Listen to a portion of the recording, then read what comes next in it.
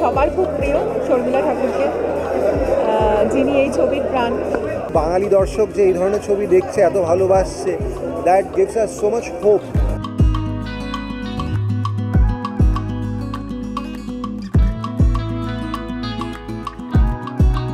পুরাতন কিছু সম্পর্ক আমাদের মনে দাগ রেখে যায় চিরকালীন, আর কিছু ভালো স্বপ্ন, সুন্দর স্বপ্ন, তা তো আমাদের সঙ্গী বলা যায়। নিত্যদিন তাদের ভেবেই আমাদের অনেকটা সময় চলে যায়। এই পুরাতনকে সঙ্গী করেই এগিয়ে যাওয়া অভিনেত্রী ঋতুপর্ণা সেনগুপ্ত এটার সঙ্গে একেবারে একমত।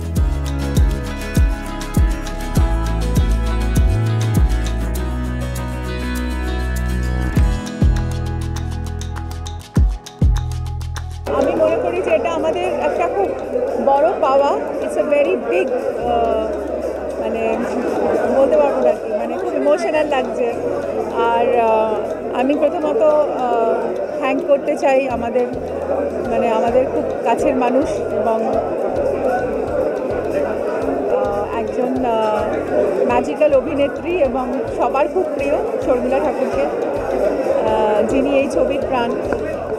এবং আমি থ্যাংক করতে চাই আমার ডিরেক্টরকে, সুমন ঘোষকে, এবং আমার এন্টায়ার ভাবনাজোকাল টিমকে, এবং আমার সব কো অ্যাক্টরদের, ইন্দ্রনীল সেনগুপ্ত এবং সবাইকে, যারা এত সুন্দরভাবে এই ছবিতে মানে তাদের জীবনের শ্রেষ্ঠ একটা কাজ দিয়েছেন। এবং আমি পুরো টেকনিক্যাল টিমকে এবং যারা যারা আমার পাশে থেকেছে এই ছবির মাধ্যমে, মানে ছবির জন্য, I think I'm very grateful to everyone, and of course my loveliest audience, যারা এত ভালোবেসেছে ছবিকে, and of course আমার খুব প্রিয় বন্ধুরা এবং আমার সমস্ত মিডিয়ার বন্ধুরা, যারা আনকন্ডিশনালি এই ছবিটাকে সাপোর্ট করেছে। আর অবশ্যই আমার বাবা মাকে, যারা ওপর থেকে আশীর্বাদ করছেন, এবং আমার প্রত্যেক ওয়েলউইশার, ভাই বোন, বন্ধু, যারা সবাই এগিয়ে এসেছে এই ভালো কাজের পাশে দাঁড়াতে। তো আমি বলতে পারবো না যে আমি কতটা কৃতজ্ঞ সবার কাছে। I am very grateful to everyone. 25 দিন হয়ে গেল, ইটস স্টিল রানিং ভেরি। আমরা আজকেও একটা হল ভিজিটে গিয়েছিলাম, একটা স্পেশাল স্ক্রিনিং ছিল। এখনও অনেক দর্শক দেখছে, the numbers are really high and we are very happy. একটা অন্য ধরনের ছবি, একটা সিরিয়াস টপিকের ছবি, কিন্তু তাও বাঙালি দর্শক যে এই ধরনের ছবি দেখছে, এত ভালোবাসছে, that gives us so much hope that a good cinema will always be accepted. এরকম কিছু হয় না যে কোনটা মাসি কোনটা ক্লাসি, এরকম কিছু হয় না। ভালো সিনেমা হয়। তো আমার ধারণা যে আমরা একটা ভালো সিনেমা করতে পেরেছি, সবাই মন দিয়ে কাজ করেছে, আর সেটার রেজাল্ট আমরা দেখতেই পাচ্ছি। অডিয়েন্সের ভালোবাসা, that is the biggest thing, biggest promotion than anything else. Sir, audience বাইরে গিয়ে বলছে, অনেকেই দেখছে। আমি চাইবো যে আরও অনেকে যেন দেখে ছবিটা, আর ভালো লাগলে আরও গিয়ে বলবেন, যাতে পুরাতন গেটস ইটস ডিজার্ভড সাকসেস।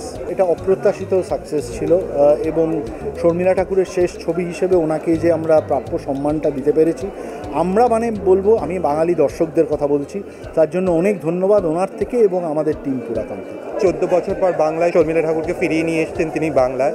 তো এটা আমাদের সকলের জন্য গর্বের, এবং বাংলার দর্শক যে এটাকে এত সুন্দর করে অ্যাকসেপ্ট করেছে, 25 দিন অতিক্রম করেছে, আরও অনেক দিন অতিক্রম করবে।